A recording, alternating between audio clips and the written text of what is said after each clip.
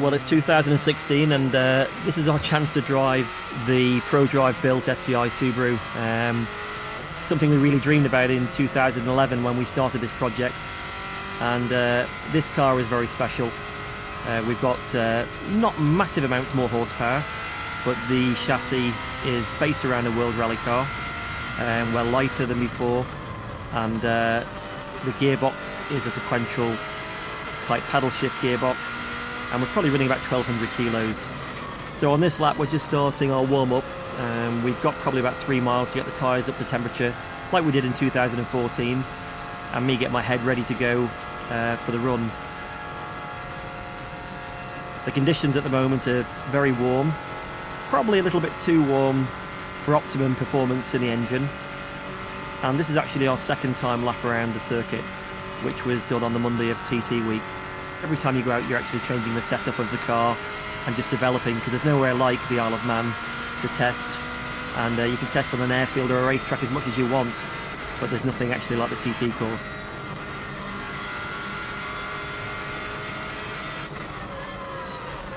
So we're getting quite close now to the last few bends. I'm just getting the feel again of the car. As you can see, getting plenty of heat into the tyres. And looking forward with anticipation for the start of the run.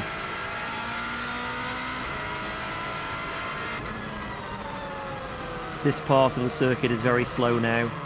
We've got one tight hairpin right, and once we go around that, we're basically on our flying starting lap.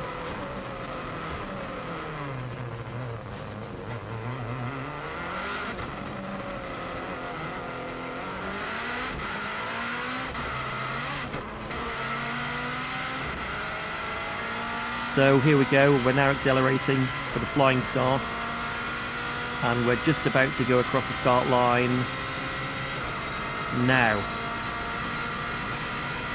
We're on our lap. Famous part for me is Bray Hill, up to 170 miles an hour now, which is definitely faster than before.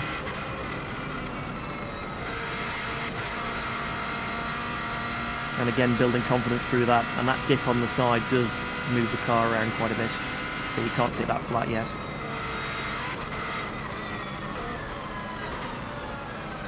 First big braking point. All the way down to second gear. Bit of oversteer there. Tyres probably a little bit cool. And one feature we got for this car, which makes it a little bit more interesting, is we've got DRS like a Formula 1 car. Now you'll actually see when the red light comes on, that's when we're activating it. And the more confident I got with the car, the more I could actually use the DRS to give us more top speed and reduce the drag. Flat out now all the way to Union Mills. And this car was just a total pleasure to drive. You can carry a lot more corner speed. That's where we're getting our time. We're not actually going that much faster in terms of top speed, but we're getting to that top speed a lot faster.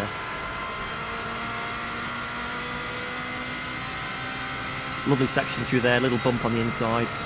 And now it gets really fast all the way to Greba. The only corner in the middle of that is Balagary, or Balascary, as we all name it.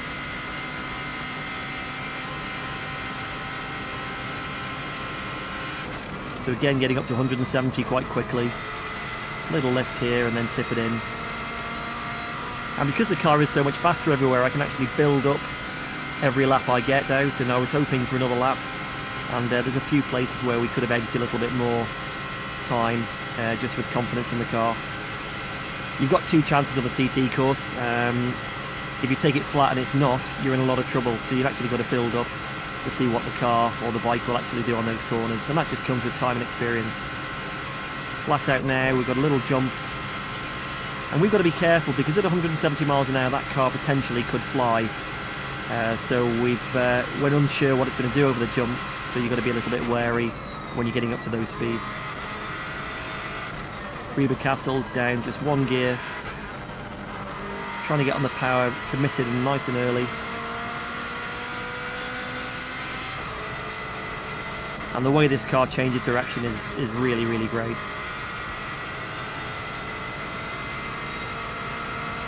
car sort of feels like part of me. You think it round the corner rather than actually steering it round the corner. And as you can hear, you can get and commit on the power quite quickly. We're very fast now, all the way to our next point, which is Ballacrane.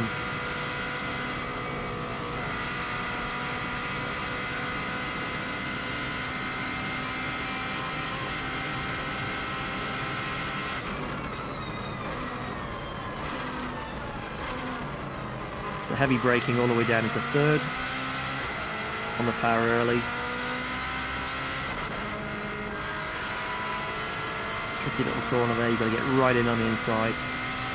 And now we get on to what is quite a good section for the car, because it's there's quite a lot of corners, so we can gain a little bit of time with our corner speed through this lot, all the way to Glen Helen. Late apex.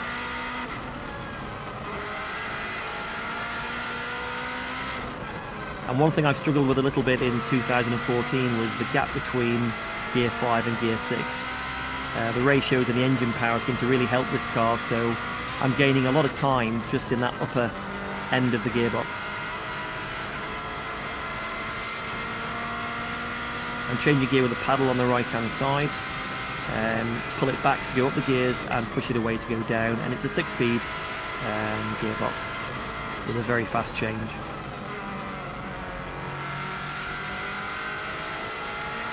Coming to Sarah's cottage, a very big climb, you can't really see it on the TV. Difficult corner that, and now you start building power all the way up the hill again to get onto the next section. Helicopter always comes into sight here, you can see that above.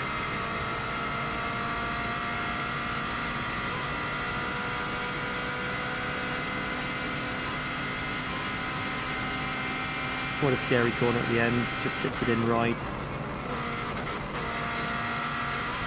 There's a pump on the inside for us there.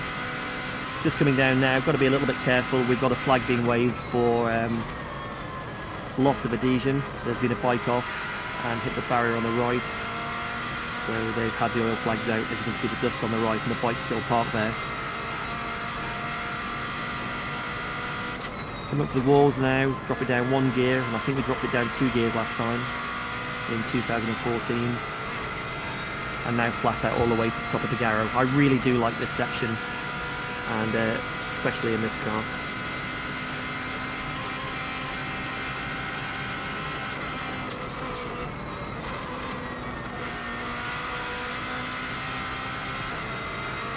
Curb jits out, and then you've got the compression at the bottom of the Garrow, and you get a real good thump going through here. I think the camera even moved at that point.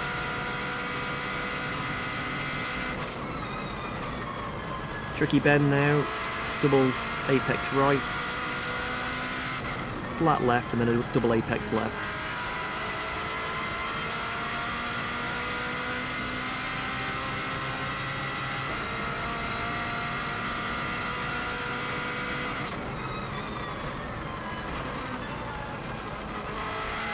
Now coming into Kurt Michael. Always great through here. And using the yellow lines, you can see the impression of speed you get with the proximity of the houses is really impressive. So I'm moving around quite a bit there. Look how close the people are on the left. Got to get the car straight just before it goes over the jump. And now really fast all the way down to the famous jump at Ballaugh.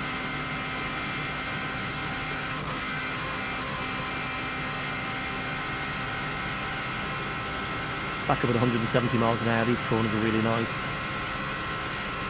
Just nick a bit of curb on the left hand side on the next one.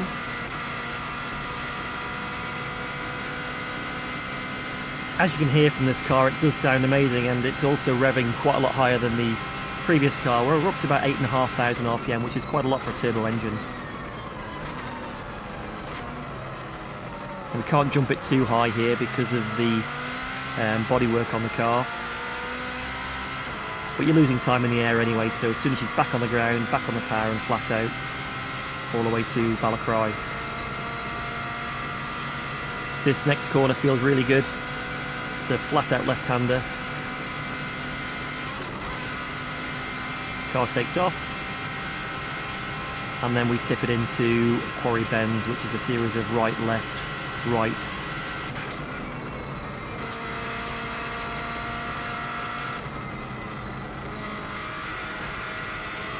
Car pulling quite good G there. Nice change of direction, and that's something this car does so much better than the production-based car as well.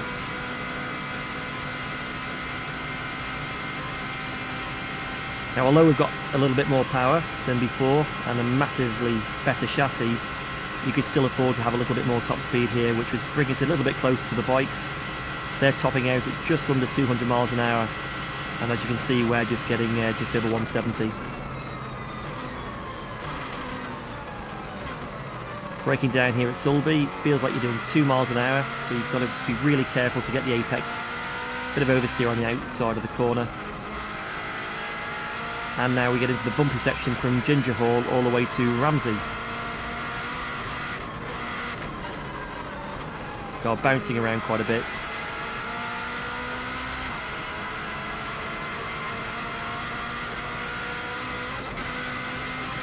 Bit of a kick on the bump there, that was quite nasty, and for the bikes they must have a hell of a hard time hanging on all the way through here.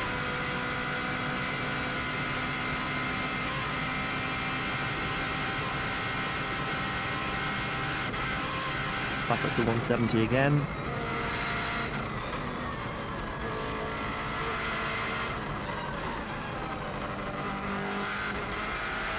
Chuck her into the left, bang on the power early. Coming up now is the Conker Tree, which jits out a little bit on the left, and then we've got a nice series of a right, left and a right, and heading toward Ramsey.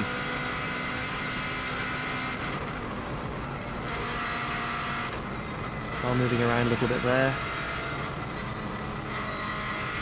Still good corner speed.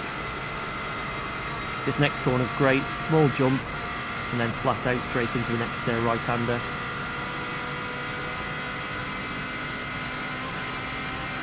We've got the famous Ramsey bus stop, which we run a little bit wide into around this left. And then real hard braking all the way down into second gear for Ramsey Parliament Square.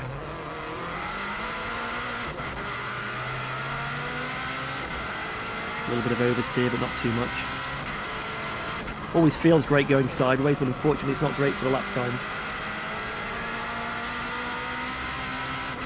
Now the climb starts. Got the curve on the inside.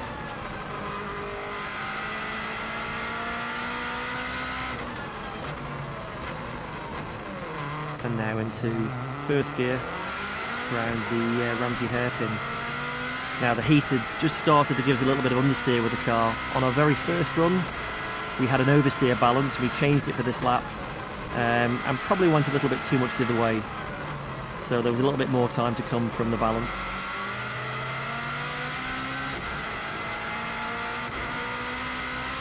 Really steep now, going all the way up to the gooseneck.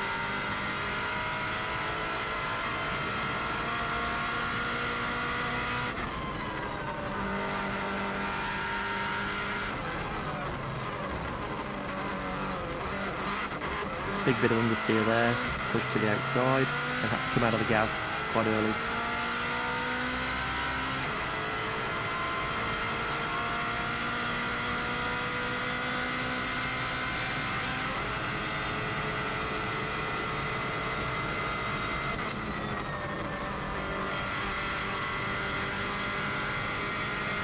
Now, even climbing up the mountain, really happy with our speed, and that was definitely an area we could gain on the previous attempts. You can see how much quicker this car accelerates from the 120 right the way through to 170.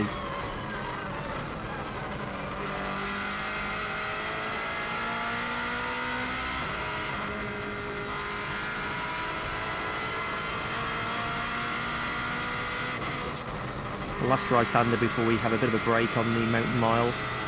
Always see the helicopter at this point, you can see it on there on the right.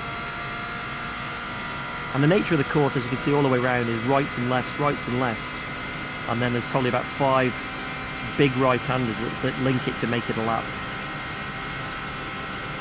So the tyres aren't really getting mega warm, there's no big loads, and it's always very, very high-speed corners. A lot of people comment that a bike is always not quite as fast as a car around a race circuit, but the Isle of Man is different to most race circuits because of the speed and the lack of tight corners. At the top of the mountain mile, big long left, right, left.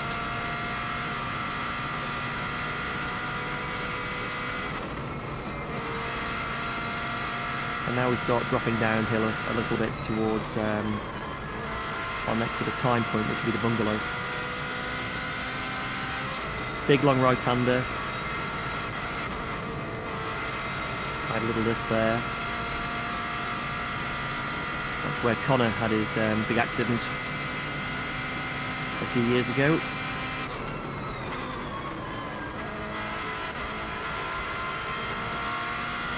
You can see the windscreen is starting to get quite covered with flies. Wasn't too bad at this time of day, but I didn't want to risk trying the wipers because it could actually make it worse, so you're better just to get on with it and ignore it.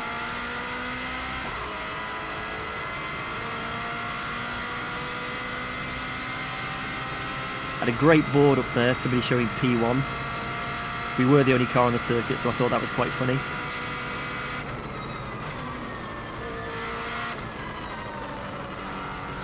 Nasty left, don't really like that corner. And now we're heading all the way down for the last sort of sector of the lap.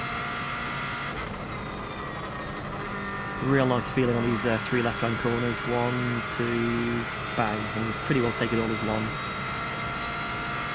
Windy corner, up a gear from last time, 5th gear. And again, just picking a bit of understeer, we just run wide and just get the wheel on the grass there. But it's no drama.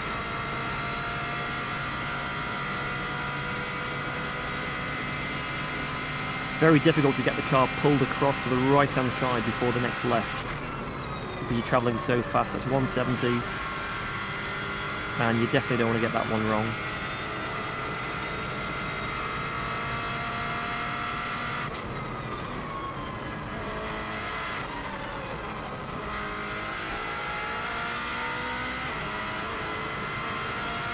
Next is Kate's Cottage. Car moves around a bit there, and now flat out down to the Cregna Bar. Loads of people around watching, and you know it's going well when people are waving, which definitely helps. Around the Craig, and now really fast down to Brandish, which is the big long left-hander.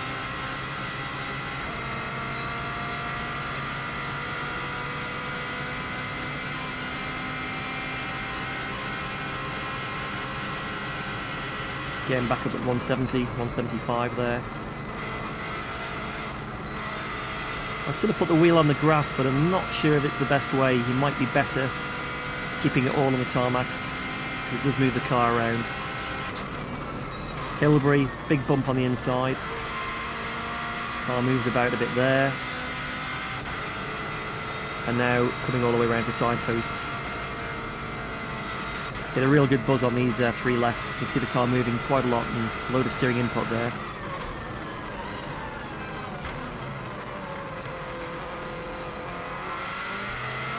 You can't mess up now. We've had quite a good lap. And I've got split times coming to me, and I know it's looking pretty good. And in all fairness, my last sector was probably my worst, so there was a bit more time to come out of that. Really hard to see the turn-in point. And we've got a real tight right-hander, gives me a chance to give the handbrake a little pull.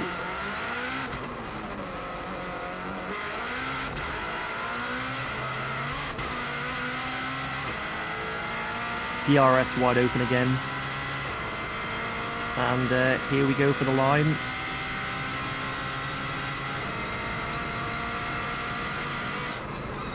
And there we have it, lap around in 2016 at an average speed of 128.7 miles an hour.